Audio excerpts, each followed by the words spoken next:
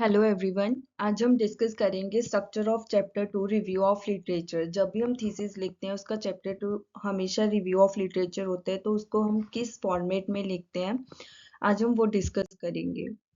सबसे पहले introduction of the chapter. Try करो कि आप थोड़ा बहुत जैसे 1 पेज और 1.5 पेज इंट्रोडक्शन की लिखो। उसमें जो भी इम्पोर्टेंस है, पास्ट रिसर्च जो हो चुकी हैं उसके बारे में मतलब थोड़ा थोड़ा डिटेल में लिख दो। फिर उसके बाद उसका स्कोप क्या है और जो लिटरेचर है वो आपके टॉपिक के साथ कैसे रिलेट कर रहा है। जैसे मान लो आपका टॉपिक है AI based promotions and Gen Z consumers engagement. तो आप इस चैप्टर के रिगार्डिंग जो भी थोड़ी बहुत जो एआई प्रमोशंस है, consumer engagement and Gen Z behaviour, जो मतलब थोड़ा थोड़ा आप उसके बारे में बता करके उसके बाद लिख दो कि आपके ये ऑब्जेक्टिव्स हैं जो आपने फ्रेम किए हैं और अब इसका हम रिव्यू ऑफ लिटरेचर लिखेंगे। राइट।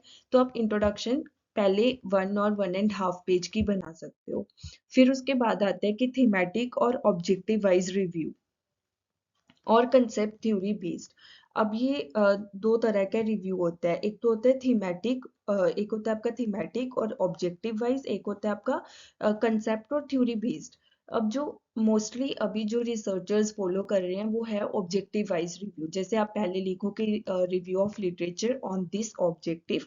उसके बाद में आप उस ऑब्जेक्टिव का जो जो भी आपको चीजें मिल रही हैं, जो आपने हाइपोथेसिस बना रहे हैं, जो आपके ऑब्जेक्टिव्स बने हुए हैं, उसके रिलेटेड जो पहले रिसर्चेज हो चुकी हैं आप उनको एक्सप्लेन करो। राइट। अब जैसे मान लो आपका फर्स्ट ऑब्जेक्टिव है,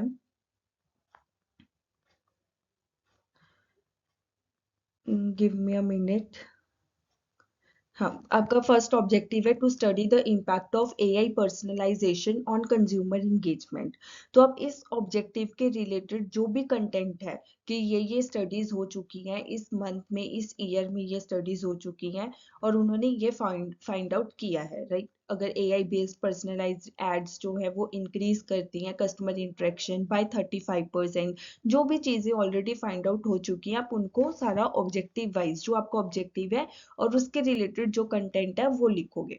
अगर आपके 4 ऑब्जेक्टिव्स है तो 4 के 4 ऑब्जेक्टिव्स मेंशन करोगे। अगर आपके 3, 4, 5 जितने भी आपने बनाए हुए हैं तो उस अकॉर्डिंग आप अपना सारा लिटरेचर रिव्यू लिखोगे। राइट। और जो आपका कंसेप्ट और थ्योरी बेस्ड होता है, इसमें आप जैसे होता है ना कि आपने स्टडीज ऑन एआई पर्सनलाइजेशन के ऊपर जो हो चुकी हैं आपने वो मेंशन कर देनी है। फिर स्टडीज ऑन कंज्यूमर एंगेजमेंट के ऊपर जो स्टडीज हैं वो मेंशन कर दो। स्टडीज ऑन जेंजी बिहेवियर, मतलब इसमें आप जो भी ऑर्गेनाइज करते हो लिटरेचर वो इस तरह से होता है। कंसेप्ट्स क्या है, मॉडल्स क्या है, वेरिएबल्स क्या है और क्या क्या थ्योरीज हो चुकी है। राइट। तो आप उस तरह से आप अपना रिव्यू ऑफ लिटरेचर लिखते हो। बट जो आपका ऑब्जेक्टिव वाइज होता है वो आप पहले अपना ऑब्जेक्टिव मेंशन करोगे, फिर उसके रिलेटेड अपना आरओएल लिखोगे, फिर second objective, third and fourth. Right. उसके बाद आपका आता है हाइपोथेसिस डेवलपमेंट सेक्शन। अब हाइपोथेसिस डेवलपमेंट सेक्शन क्या होता है, जैसे अगर आप तो ऑब्जेक्टिव वाइज लिख रहे हो, फिर तो आप जैसे अपने ऑब्जेक्टिव लिखा और जिस चीज के बारे में आप अपना कंटेंट लिख रहे हो। राइट। अगर आप अपना मतलब जैसे हमने एग्जांपल ली कि आप to study the impact of AI personalisation on consumer engagement. Right. आप इस पे देख रहे हो तो आप जैसे आपने इस पे टॉपिक पे लिखा कि एआई पर्सनलाइजेशन क्या होती है और उसका कंज्यूमर इंगेजमेंट पे इम्पैक्ट पड़ रहा है या नहीं पड़ रहा, तो आपका उस टॉपिक में आप एक हेडिंग यही है कि impact of AI personalisation on consumer engagement. और अगर आपने इसमें से कुछ वेरिएबल्स अलग से ले रखे हैं तो आप उन वेरिएबल्स का जो भी कनेक्शन देख रहे हो आप उसका हेडिंग बना लो कि मुझे ये इसका इम्पैक्ट इस पे देखना है। राइट। तो आप उसका नीचे हाइपोथेसिस मेंशन करोगे। जैसे अगर हम इसका हाइपोथेसिस बना दें कि AI based personalisation has a significant impact on consumer engagement, तो आप पहले अपना हेडिंग लिखोगे। उस हेडिंग के बारे में जो ऑलरेडी रिलेशंस इसमें पहले फाइंड आउट हो चुके हैं स्टडीज में वो मेंशन करोगे। फिर आप अपना हाइपोथेसिस लिखोगे। ठीक है, ये तो है आपका ऑब्जेक्टिव वाइज। और अगर आप अपना दूसरा मेथड फॉलो कर रहे हो तो आप जैसे जैसे अपने हेडिंग्स लिख के रिव्यू ऑफ लिटरेचर एक्सप्लेन कर रहे हो तो आप अपने नीचे हाइपोथेसिस मेंशन कर सकते हो। उसके बाद आता है research gap identification.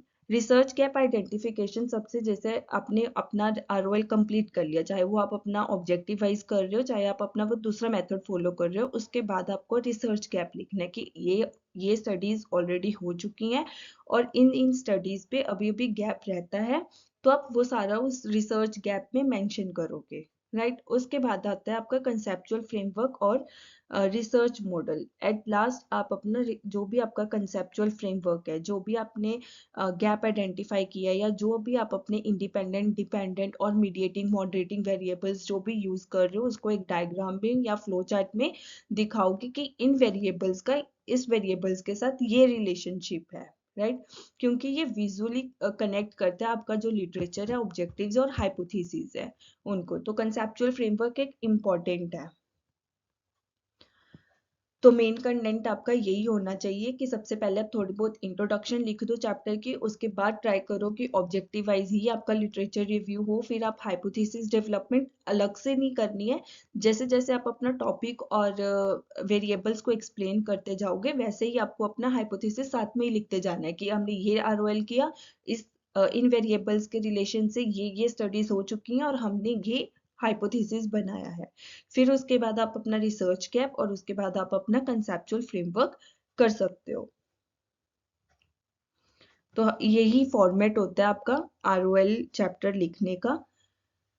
Hope so आपको क्लियरली समझ आया होगा कि कैसे लिखना है। और अगर आपको फिर भी कोई डाउट हो तो आप कमेंट सेक्शन में पूछ सकते हो, और अगर आपको वीडियो अच्छी लगी हो तो आप लाइक, शेयर एंड सब्सक्राइब करना मेरे चैनल को। Thank you.